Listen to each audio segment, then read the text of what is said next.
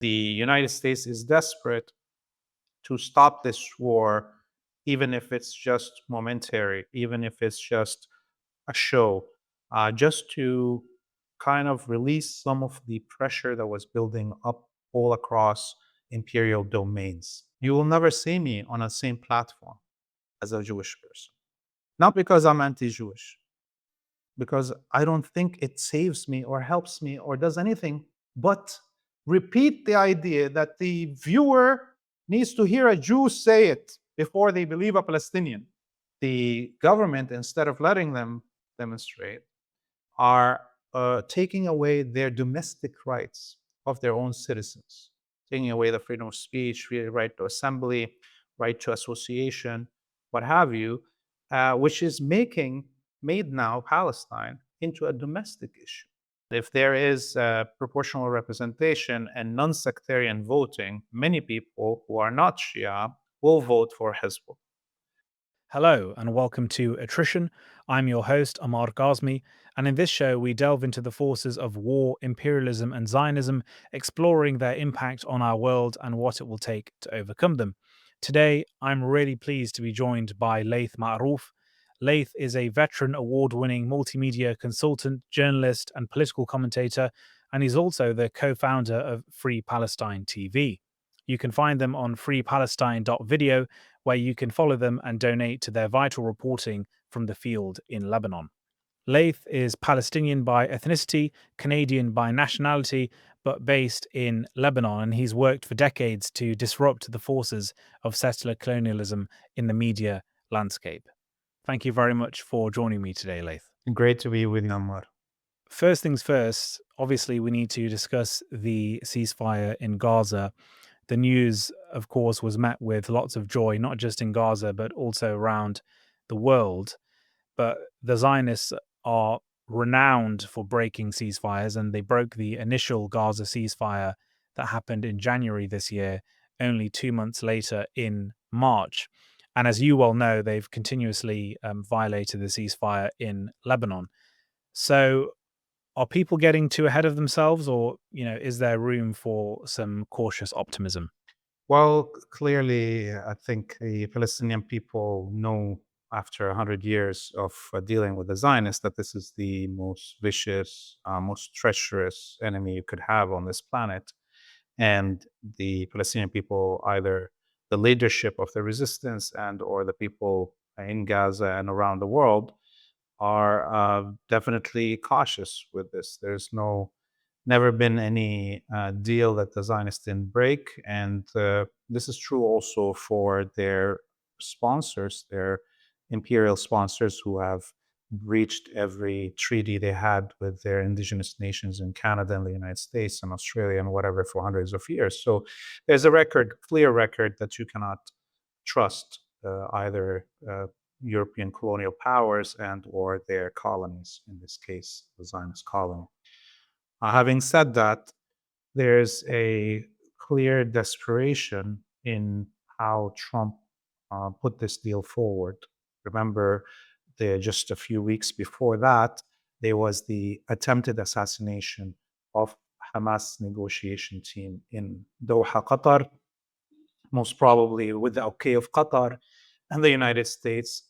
And hours after that, there was the announcement of the ceasefire proposal in the White House with Trump standing beside Netanyahu that had that 20 somewhat points list that included the disarmament of Hamas and the appointment of a viceroy, the war criminal Tony Blair, as the governor. So none of that now exists, and there was a rush into it to come into a ceasefire that maintains the power of Hamas and its weapons and doesn't talk about the governance. So that shows you that the empire and or the Zionist colony itself were desperate, because neither the attempted assassination that should have succeeded in their mind, most probably, and or the psychological warfare of pretending that you're going to bring the most notorious war criminal of the 20th century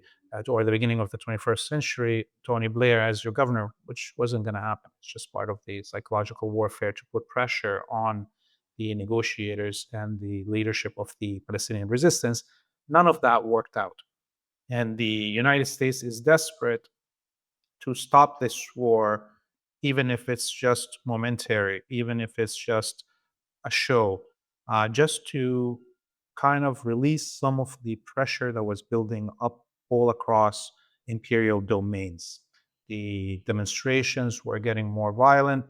The lone wolf actions were happening. The Italian unions were blockading the country. Things were going to get out of hand in terms of control by the imperial elite of the streets in the West. And there was, going to be a need for diffusion of that. This is above and beyond the actual objectives of the United States and the Zionist colony to start a war with either Iran, Yemen, Lebanon, or a combination of those. And that cannot happen while the war in Gaza is in full force. Well, you've mentioned how the Zionists have clearly failed in their initial war aims. Of course, they wanted to depopulate Gaza, they wanted to destroy Hamas.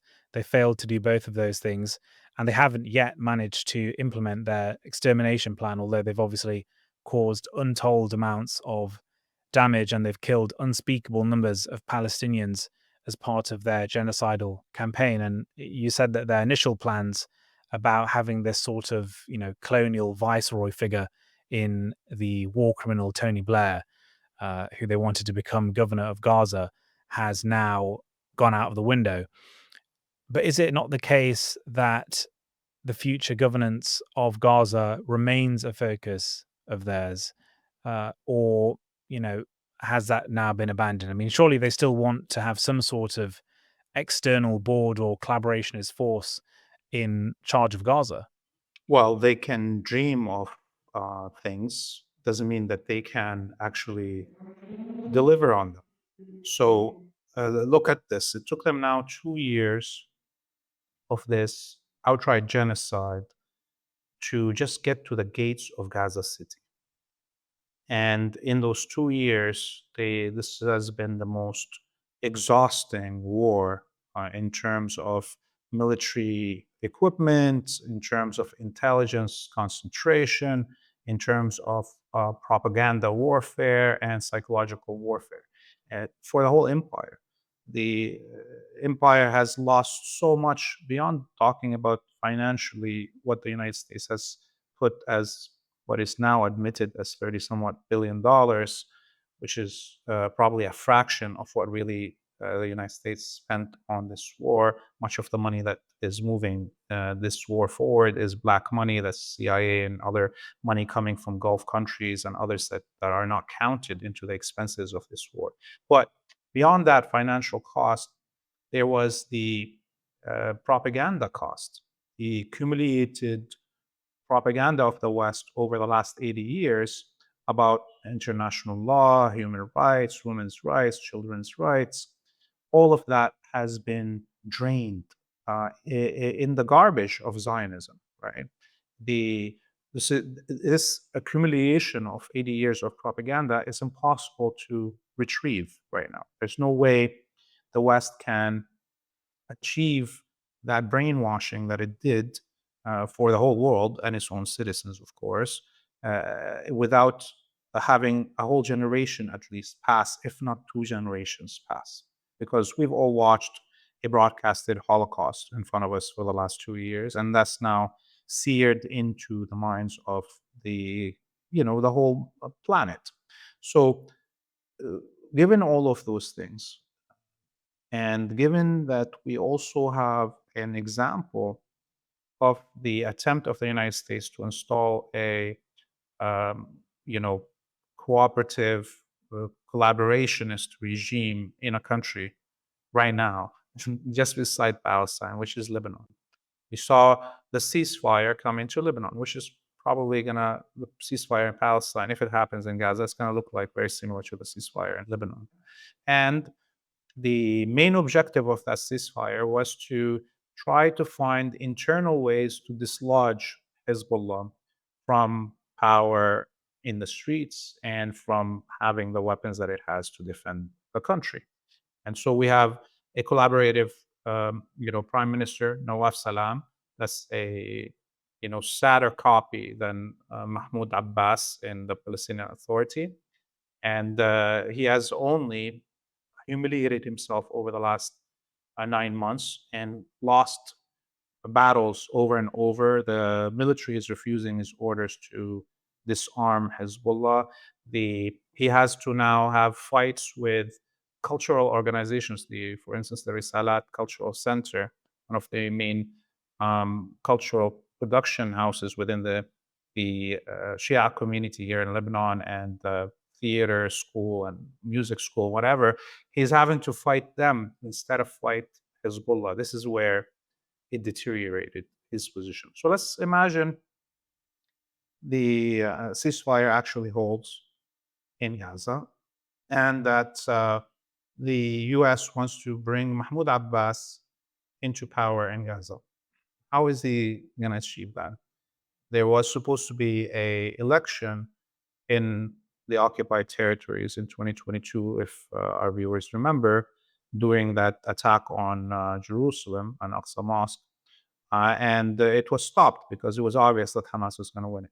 There's already surveys that show that over the last 2 months, that even with this genocide, if there's an election called, Hamas will win, and only if it, uh, you know, fields a really terrible name like Mashal, who's a collaborationist sitting in Qatar, versus Marwan Barghouti, who is in jail, or who Hamas is actually asking for him to be released.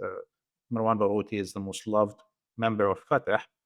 Only in that combination would Marwan Barghouti win an election. So ultimately, there's no way to dislodge Hamas from the society. There's no way to disarm them. And the only way is total annihilation of the Palestinian people. And they've been trying that for 2 years, but now the cost is too high because the issues of Palestine are not anymore a foreign affairs issue that, let's say, the populace in the UK campaigns on.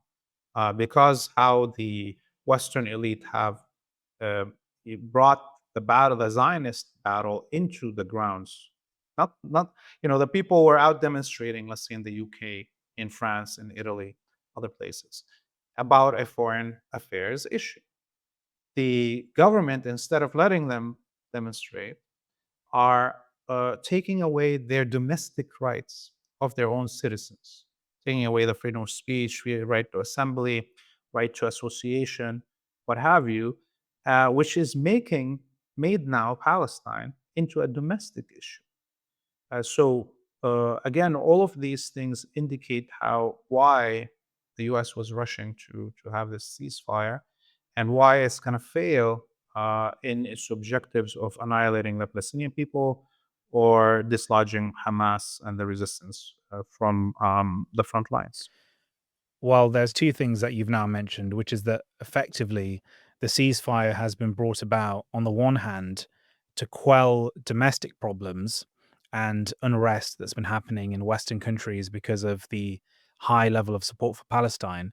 And that's obviously caused a huge political fallout. I mean, if you just look at Britain, for example, the designation of Palestine Action as a terrorist organization, and that's, a non-violent direct action group, has proven to be completely unworkable and disastrous. And that's even had a backlash from elements of the British state itself, like MI6, which is Britain's foreign intelligence agency. But on the other hand, you've said that the ceasefire has come about as a way of refocusing energies to go after Lebanon, the Islamic Republic of Iran, and Yemen. So tell us a bit more about that. Yeah, obviously, we saw over the last few weeks the large movement of American air tankers and squadrons of jets to the plethora of bases around the Gulf. And we heard the talk about wanting to go back to Bagram in Afghanistan, and that's part of that idea of trying to surround Iran from all sides with capabilities, air capabilities specifically. And we saw the signing of the strategic partnership between Pakistan and Saudi Arabia, which is part of this building an arc of countries that are ready to go to war with Iran if and in the situation where the Zionists attack Iran and using American assets like the bases that are around to fuel them, which will force Iran to attack those American bases, which means the countries where those bases will declare war, for instance, the Saudis, which will drag in Pakistan, which will open another possibility of a nuclear attack on Iran, not from the Zionists, but from Pakistan. You see, the chess pieces have been laid out over the last few months, and it was hilarious watching all those amateur analysts talking about Pakistan and Saudi Arabia are coming together because of Qatar's attack and it's an anti-Israel. And it was clear to me from day one that Qatar was involved in the attempted assassination of Hamas's leadership, and that this alliance with Pakistan is actually directed towards Iran. And now the question is, we saw over the last few hours actually Pakistani Air Force attacks on Kabul in Afghanistan. And that indicates also that the number one, the government in Afghanistan refused the American requests to use bases there. The government in Afghanistan right now knows its only trade path is through Iran because of Pakistan's border issues, and that there's I think 2 million Afghanis inside Iran. So this is an impossible situation. Afghanistan cannot line up against Iran, and therefore Pakistan is now been asked by, it seems like, the empire to destabilize Afghanistan and somehow twist its arm to get it to line up against Iran, which given the world that we live in, I'm not sure where Afghanistan will fall in the end, especially with the money bags coming from the Gulf countries. I just want to turn now to a separate issue which you referenced earlier, which is Hezbollah in Lebanon. I think it's worth just spelling out a little bit about the context in regards to how Lebanon is constituted as a country, just for our viewers who may not be aware, because, of course, the political situation in Lebanon is very complicated. And the legacy of French colonialism means that Lebanon has a confessional political system where power is distributed among different religious groups. So the National Pact means that the country's president and the commander of the Lebanese armed forces has to be a Maronite Catholic, whereas the prime minister has to be a Sunni Muslim and the speaker of the parliament has to be a Shia Muslim. So it's a very sectarian political system. And then obviously that sectarianism pervades Lebanese society. And that means inevitably that different religious groups are associated with different political parties. So if you look at the Maronite Catholics, they will be associated with the Free Patriotic Movement, the Lebanese forces, and so on, while Shia Muslims, who are a significant minority, about 40% of the country, are typically associated with the Amal movement or with Hezbollah. Can you just briefly um, expand on that and talk about the importance that Hezbollah has in the country in terms of liberating the south of Lebanon and resisting Zionist encroachment before we get on to talking about the attempted disarmament of Hezbollah and the current situation? Yeah, so obviously the country is uh, kind of set in this sectarian format that you talked about, the government, because of colonialism, and it was set according to the 1940s census, which the population has changed drastically since then, when just over 50% were Christian. Now we're talking about 40% Shia. Uh, and so the Christians are down to 20% or less, even. So if there was a breakdown of the government according to quotas of population, again, because there hasn't been allowed, by the way, a census of the country since 1942. There hasn't been a census purposefully, because it will force a change to what's the position of the president, what's his religion. If he has to be from the largest sect, which would be Shia. That's one thing. The other thing is that Hezbollah has been asking for decades that there is non-sectarian elections, that there will be a representation by percentages. What do you call it? When a party gets 1% of the vote, even if it didn't win seats, it gets 1% of the seats in the parliament. Proportional representation. Proportional representation. I'm sorry, I forgot that title for a second. And it is the opponents of Hezbollah that refuse. People here, now, if you're Shia, you have no choice but to vote for a Shia representative. If you're Christian, you have no choice but to vote for a Christian representative. Druze, the same thing, Sunni, whatever it is. And that makes it that sometimes a representative of the Druze or Christian population gets a seat with only 2,000 votes, while a representative of Hezbollah, um, MP Rad, who won the largest amount of votes, gets close to 400,000 votes to get his seat. Okay, so it's very skewed right now. And if there is proportional representation and non-sectarian voting, many people who are not Shia will vote for Hezbollah. And this means that Hezbollah will actually win a majority in the parliament and govern. So Hezbollah has now announced that the next parliament, which the election is going to happen next year, will be held on the old electoral system, but that this parliament will force a proportional representation new system to be adopted, so Lebanon can escape this sectarianism. Now, having said all of this, the country is also uh, demographically kind of cantoned. Okay, so much of the south of Lebanon has been Shia for centuries, and the much of the mountain areas in the center are Christian and Druze, and some of the coast in the north is Sunni. So there's there's clear divisions. In the cities it's more mixed, and there is isolate Christian villages and Druze villages and Sunni villages in the south. Some of them obviously been destroyed with just like their Shia neighbors during this 2 years of war.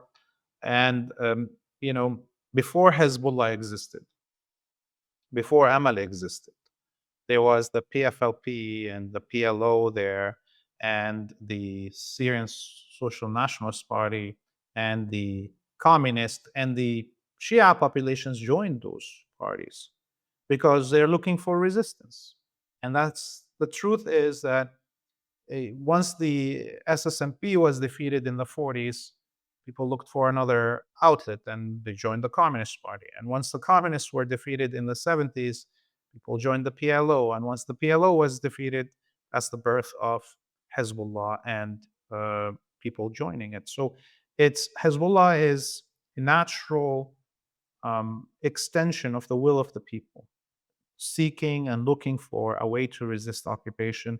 And it just happens to be that the Lebanese South was the one that was occupied for the longest, and therefore it is where it birthed resistors. And of course, after the victory that Hezbollah had against the Zionist regime in the year 2000, when it liberated South Lebanon, and then again when it defeated the Zionist entity in 2006, there was a kind of unity across sectarian lines in support of Hezbollah in Lebanon. So you had, for example, the famous Christian singer Julia Butros, who sang famous songs in support of the resistance and of Sayyid Hassan Nasrallah. So, as you're saying, it's by virtue of the demographic and sectarian nature of Lebanon's political system that Hezbollah is associated with the Shia. But at the same time, really, it's also the national resistance of Lebanon. And so here I want to discuss the position that Hezbollah is currently in. So before October 7th, Hezbollah was seen by most military analysts as an unassailable military presence in Lebanon, particularly in the south of the country. But obviously, Hezbollah has taken a lot of hits since then as a result of its participation in the war in solidarity with Palestine, particularly because of the assassination of its senior leadership and, most notably, of course, the assassination of Sayyid Hassan Nasrallah. So, what's the position that Hezbollah currently occupies, and what are Lebanese attitudes towards the party now?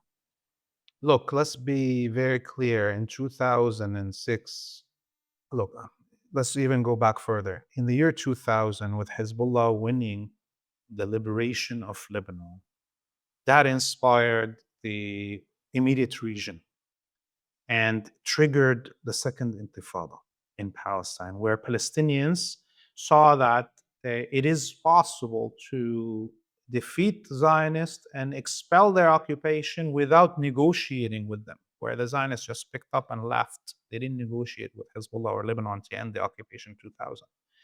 And the 2006 war and the defeat of the combined, again, imperial forces that attacked Lebanon. It wasn't Israel by itself. Condoleezza Rice was there, and all the money of the Gulf was there, all to destroy Hezbollah. The victory of 2006 inspired the whole Arabic and Muslim world. It uplifted Nasrallah from a first being a local hero to a regional hero in 2000. And in 2006, he became the beloved of the Arabic and Muslim peoples around the world, no matter what their sect is and or their language. So we saw people carrying pictures of Nasrallah all the way from Algeria and Mauritania to Indonesia.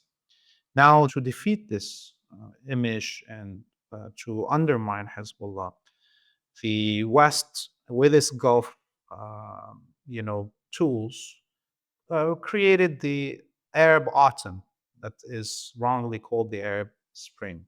The colored revolutions there that were intended to, number one, force every Arabic peoples to think about their own woes and not have time to think about Palestine. Number two, to create sectarian schisms, to be able to isolate Hezbollah and any Shia resistance in the region from the majority Arabic and Muslim populations that are Sunni. Okay, so that was the intention of the Arab Autumn and what followed from the killing fields in Iraq, Syria, Libya, and Yemen. Now, what was expected from this war to happen is to end any existence of resistance. As an example, any idols that people had for 2 decades, became spiritual leaders to all of us hearing Sayyid Hassan Nasrallah's speeches, whether we're Sunni or Shia. So, and of course, looking at the tremendous sacrifices that Hezbollah gave and the Lebanese people and the people of the South over this war, I think it cured a lot of the accumulated sectarianism that the Wahhabi kingdoms in the Gulf promoted. There's a clear example for all of our Sunni brothers and sisters that it was the Shia communities that sacrificed the most for Sunni Gaza. Okay. And here on the ground, uh, yes, Hezbollah lost Sayyid Hassan Nasrallah and much of the leadership of the organization. And there was, destruction of the South. But the main core of the organization, militarily, weapons and so forth, is still intact. And Hezbollah right now is more dangerous than it was, believe it or not, in my opinion, because there's such thing that happens with any organization that the structures of it govern for a long time, especially with Hezbollah moving from being a militia that fights Israeli occupation to a semi-army fighting the Wahhabi despots in Syria that required it to change its military structures and its tactics and so forth, that made it more rigid and easier to follow up in terms of its structures as an enemy that you want to target people. When you have an army formation and you know who's the general and so on, it's different than a militia that is underground and that you don't know who's leading what and who's in what position. So right now, Hezbollah lost those greats, but is more dangerous because the enemy doesn't know who is in charge militarily, doesn't know their experience or what innovative ideas they can come up with right now. Again, because having people in positions for a long time, yes, brings you a lot of experience, but it also creates more and more rigidity in ideas of actions and operations. Now you have a younger crowd that has a motivation for revenge and is not been experienced by the enemy, so they can come up with a lot of surprising things. I want to turn now to the US led campaign to disarm Hezbollah in Lebanon. So the US is working overtime through the Lebanese government to disarm Hezbollah and to assert the Lebanese army as the only military force in the country. How is that currently going? And is there any chance that that could ever be successful? Zero chance of that being successful.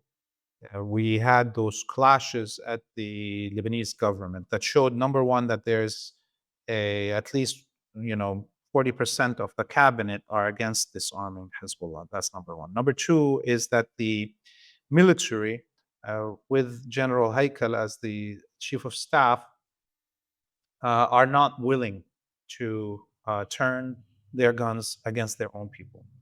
And that was tested with the projection of Sayyid Hassan Nasrallah's picture on the rock, the Rawshe, on the coast of Beirut, where Prime Minister Nawaf Salam ordered first banned the projection of the image of Sayyid Hassan Nasrallah. And there's been over the decades many images projected there and the flags of different countries without the authorization of the government or anything. And then he said that only 500 people can gather on the Corniche, the boardwalk on the front of the sea in Beirut. And what ended up happening is that 50,000, 100,000 people showed up. And the images were projected, and neither the city police of Beirut, or the governor of Beirut, nor the military and or the intelligence services moved anything. They didn't intervene. They stayed away. They actually helped the traffic.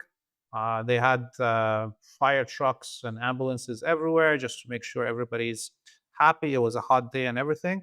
And the neighborhood where the Rawshe is actually a kind of where the headquarters of the SSNP, the Syrian Social Nationalist Party, is. So it's a militarized area, and if the military or the police were going to intervene to stop, this projection, the SSNP would have confronted them.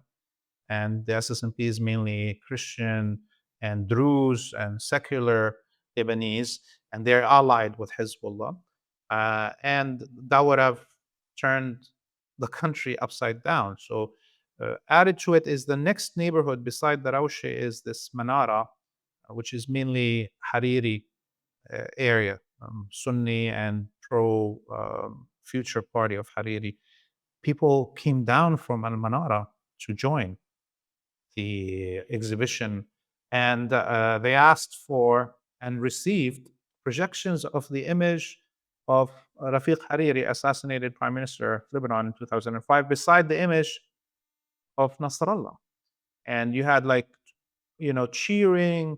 And Prime Minister Nawaf Salam is Sunni. He's supposed to represent the Sunnis. And here is the middle class of the Sunnis standing beside the resistance and joyfully enjoying having the image of Sayyid Hassan Nasrallah on their website. So that was a total humiliation for the prime minister. And now his authority is totally wasted. So there's nobody that cares what Nawaf Salam says. The United States doesn't have any local agents that can actually challenge the representation, the love for Hezbollah on the ground. And the only option is fanatic Christian supremacist militias like the Phalange, the Kataib, which are not armed enough as they were in the 1970s. And definitely their population numbers are so much smaller percentage wise of the country that it's an impossibility to depend on them to confront Hezbollah to disarm it. I think it's also worth just looking at what would be gained by the US and also, of course, the Zionists, hypothetically, if they were successful in disarming Hezbollah. I mean, as you've outlined, that's obviously not going to happen, but that would have major effects because the Lebanese government has shown that they're incapable of defending and, frankly, unwilling to defend Lebanese sovereignty from Zionist incursions. And they're also unwilling to defend the Shia population of the country, particularly the Shia in the south. So let's say, hypothetically, Hezbollah were to be disarmed. Surely that would mean that Lebanon couldn't even continue to exist as a state in its current formation. Oh yeah, oh yeah. I mean, this is what Thomas Barak, the imperial envoy, told everybody openly that there's no more Cycus Pico. The people of Bilad al-Sham, which is like the greater Syria area, and you would say, have been fighting to end Cycus Pico and reunify for 100 years. And here is our imperial enemy telling us there's no more Cycus Pico, but not because we're going to unify you, but because we're going to break you down even more, right? We want to have these enclaves, and we don't care. We act as if these borders don't exist. This is what Thomas Barak said word to word. And he also said that there will never be peace between the Arabic peoples and the Israelis, and that there will only be a dominant party and a submissive party. That's it. The Arabic peoples are required to submit. Okay. And it's, everybody in the resistance were really happy that Thomas Barak spelled it out openly, because that's what we've been saying for 100 years. And only the Gulf propaganda that is trying to convince people that this is not what's really happening. I mean, what does acknowledging the existence or the right of Israel to exist means to an Arabic person or a Muslim person even? For an Arabic person, is saying that I am a colonist and these guys are the indigenous. For a Muslim person, is saying our God is and our prophets are liars. That there is a chosen people, is our God that told us there's only one mother and father to all of us, and we are all one human race, and we'll be judged on our actions towards other humans. how just or unjust are we to other humans, that is a lying God. And our prophets, peace be upon them, are all liars. That there is a chosen people. We have to bend down and say there is a chosen people, and it's not us, it's those. The true God is a vicious God, is an unjust God. That's the true God. Okay. That's what the Abrahamic Accord is about. That's what the Emiratis and the Saudis and the Qataris are touting. They're telling first the Arabic peoples that you're colonizers and this is not your land. And then they're telling all the Muslim peoples that your religion is a fake. You should believe that there is a chosen people. So this is where it's impossible to uh, see that this has any future um, in the region here. Well, that's actually a very good segue into another issue I wanted to touch on.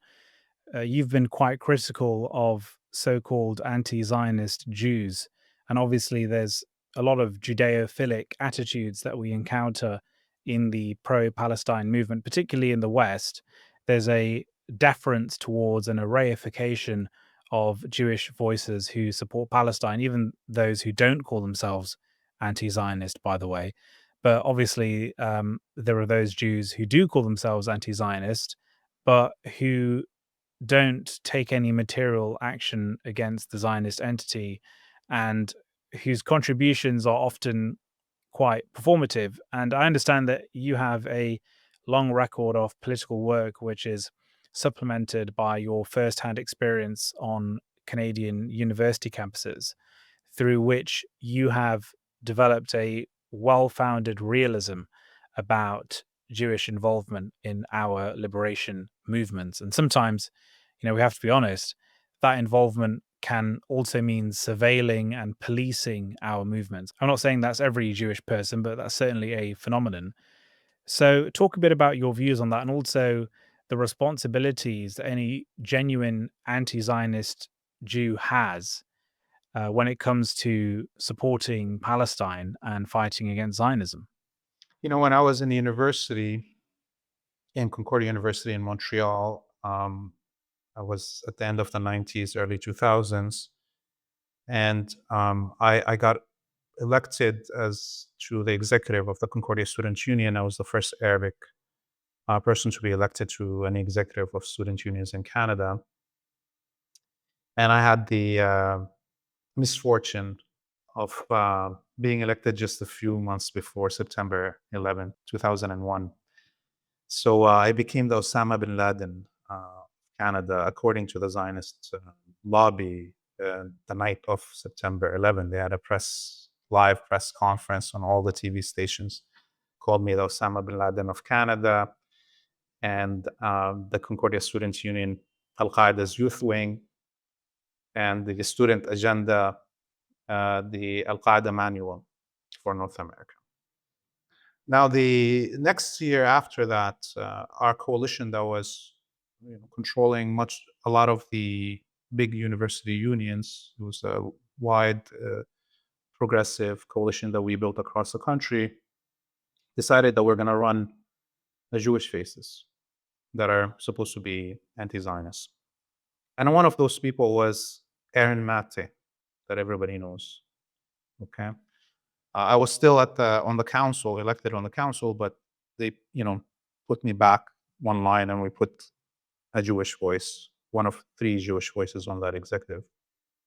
And I'm saying all of this because it's important to give people real experiences to understand where I'm coming from in terms of my analysis here. And so the Zionist lobby in Canada were freaking out because we had control of much of the big universities.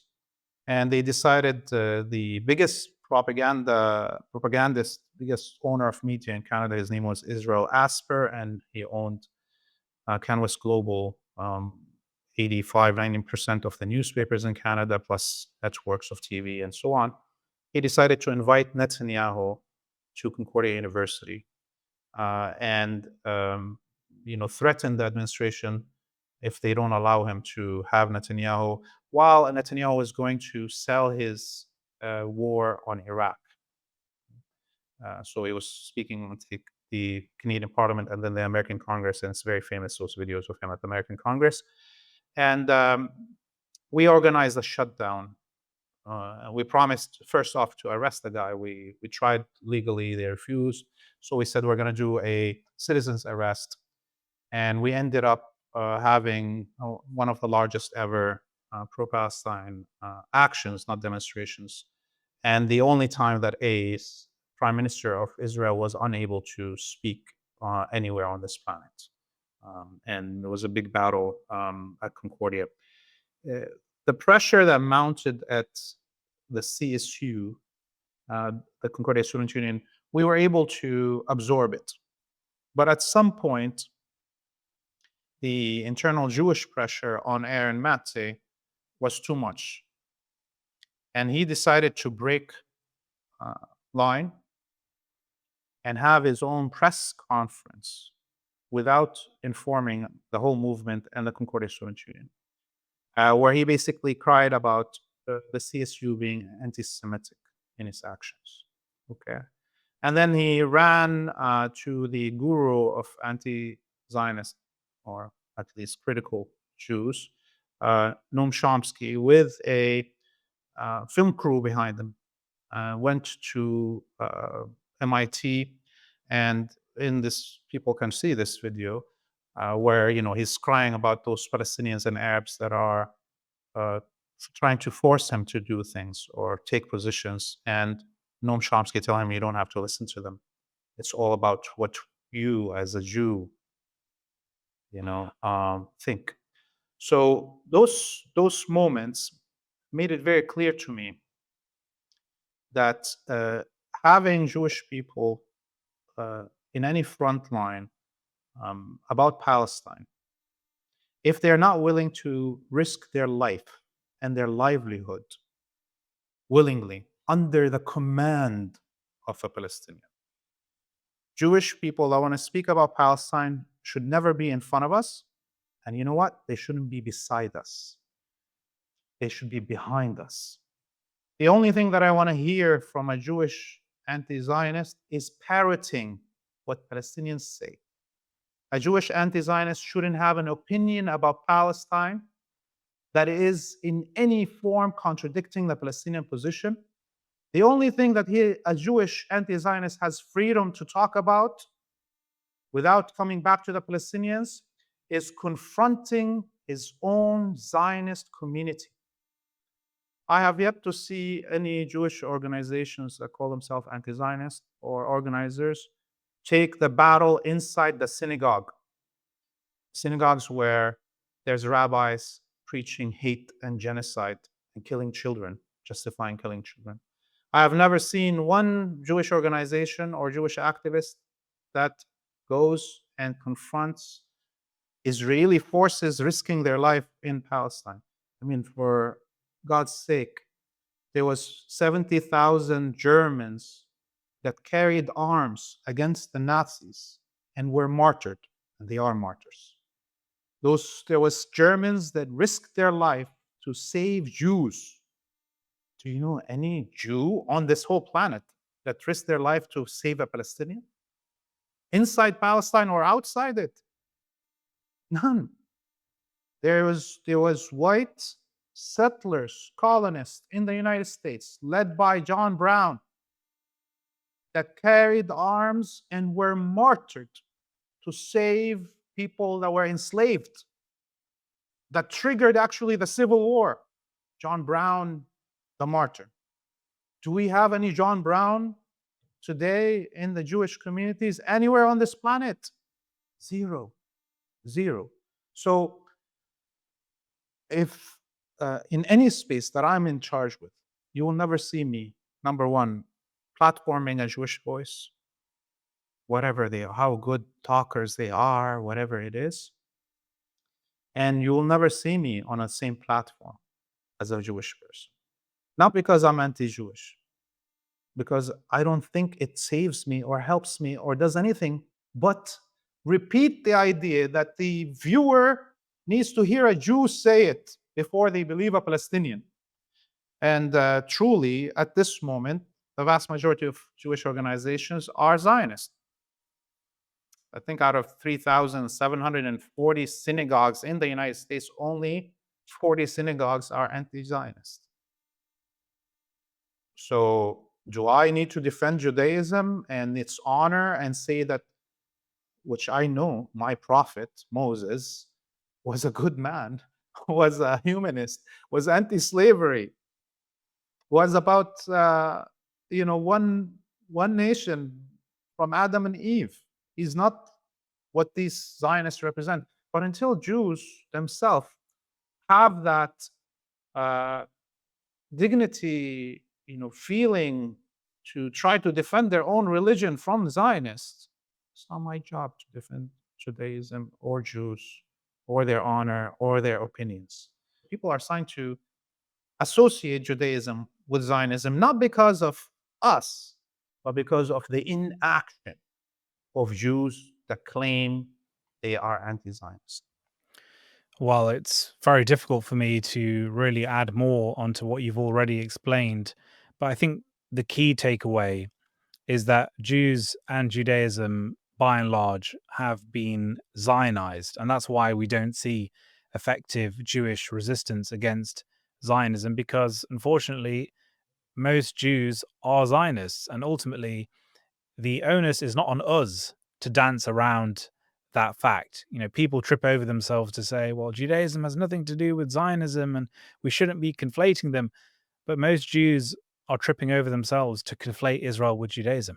So that's not our fault, right? And there's also, a serious problem of Jewish supremacy and an inferiority complex amongst Arabs and Muslims that prioritizes and lionizes Jewish voices and their opinions over everything else. And, you know, those Arabs and Muslims refuse to do or say anything in support of Palestine unless it's been sanctioned by a Jewish person first. And that's absolutely wrong. And, we have to get beyond that. So I think your perspective, while it might be hard for some people to hear, is absolutely vital to listen to in good faith and to understand.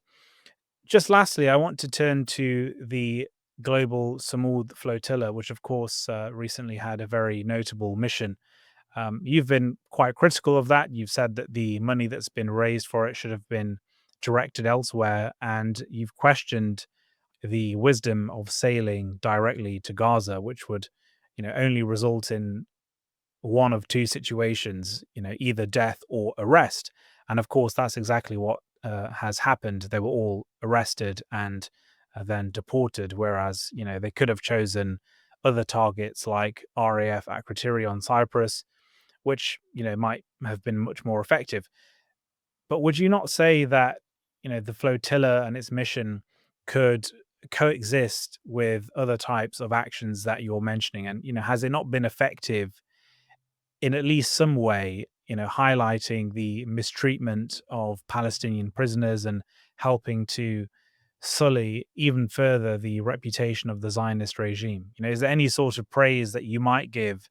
And if not, what do you suggest people should be doing as an alternative? Look, normally, um, diversity of tactics and diversity of projects are a great thing for societies and movements and so forth. Unfortunately, the situation for the Palestinian movement is that there is very little money out there to uh, fund projects and so forth. And when we look at what is out there right now, it's clear that the flotilla is most probably one of the most expensive projects out there. And it deploys a huge swath of the activist scene in all of these Western societies, mainly, right? So this is, in a way, the showcase of Palestinian activism in the West. So, having said that, it's clear that because it is the most expensive project and because it is the top of the top, it should be the one that we critique and hope that it can achieve most. Otherwise, we will be just in an echo chamber, and we will create this patting on the back, happiness of just like we did something, right? And I was involved in the beginnings of the Flotilla in the early 2000s, 2008, 2009, 2010, and I saw the how much it took in terms of expenses, mm, and work hours and bodies and so forth. Okay, and average boat from Canada that they'd have to buy and insure and gas up before you even talk about the travel of the crew, the people that are going to be on the boat, plus the salaries of the crew. You're talking about 400,000 upwards of dollars, up to $1 million. Okay, so put it in that context, you start seeing that the cost efficiency. Does it make sense? Did the Western media actually give that much space to people that returned from Gaza? Is it going to change the opinions of the state? Is it going to force, you know, the empire to stop its activities of supplying this? I don't see any effect beyond the echo chamber. Okay, and of course, I do feel uh, sorry for anyone that gets abused at the hands of the Israelis. Look, I have a Canadian passport, but I don't dare to go to Palestine. I've never visited Palestine as a Palestinian with a Canadian passport because I will never hand myself over to a Zionist. For all I know, they're going to do a full cavity search on me if they have a chance, right? So I'm not going to put myself in this position. If I am ready to be humiliated or killed or beaten by Zionists, I'm going to take them down with me. I'm going to do something that actually is worth me getting a full cavity search, right? Not just trying to cross a border. In Islam, which says, "وَلَا تَرْمُوا نَفْسُكُمْ إِلَى التَّهْلُكَةِ." Do not throw yourself to perish. Don't throw yourself willingly to death for no reason. Okay. So what can those who are organizing the flotilla do? They can, as you mentioned, blockade the base in Cyprus. They can just actually land on the shore and walk into the base and lay down on the tarmac and stop the planes from taking in up and down over Palestine. They can, now that they're talking about 1,000 boats is going to be hundreds of millions of dollars. Okay. The last 60 boats probably cost between 60 to $100 million. So imagine 1,000 boats. But 1,000 boats, they can blockade the Gibraltar, stop all the weapons shipping on the Strait of Sicily. Those locations also are far away from Israel. The Israelis are not going to come and do something, and it's going to force the actual imperial sponsors of the colony to be the ones that are oppressing. It's better for me that the British are the ones that beat up and arrest and humiliate these people in the base, or the Italians, or the Spanish. Okay, it's better. Let the fight be brought to inside those states that sponsor the Zionist colony. Also, if you're close to the shores of Spain or close to the shores of Italy, regular people may join you with their boats, with their regular fishing boat that doesn't need like an insurance of $200,000, right? It could lead to mass mobilization because you are closer to the base of those movements. So there's many things that could be done better. There's ideas of how about bringing people down to Lebanon? Come down to the border with Palestine. There's tens of villages that are trying to rebuild and getting shot at every day. let's do like an ISM, but in Lebanon, International Solidarity Movement, that I was involved in also in the 2000s, early 2000s. So there's many things that you can do with this money, with this force of people that have direct impacts, much higher possibilities of success, and can be designed. The actions can be designed where no matter what the outcome is, it's actually good for you. Whether you manage to shut down the Strait of Gibraltar, or the American and the Spanish and British navies attack you, that's a win-win situation. You bring the boar home, and or you succeed in shutting down the flow of weapons. But going to the Zionists, just giving them gifts of boats and aid, and while getting beaten up and humiliated, and hoping that the Western media covers you, then it's not a winning strategy. I think what you're saying makes a lot of sense. I mean, I certainly don't blame those people who have gone on the flotilla. Actually, I think that many of them are very courageous and very well intentioned. But I think you're also quite right about the ultimate futility when you could be doing other things that are much more useful. I think that this sort of self reflection and self criticism within movements is very important. And hopefully, the organizers of the flotilla will consider for next time what's more useful in terms of tactics rather than for the third time going and doing this sort of mission, which is obviously bound to fail. But I'm afraid that's all we have time for today. So, Laith, thank you so much for appearing on Attrition. Thank you very much, Ammar, for having me. Thank you. And thank you to all of our viewers and listeners. If you enjoyed this episode, please like, share, and subscribe. Help us to overcome the algorithmic suppression that we're facing. And we'll see you on the next one.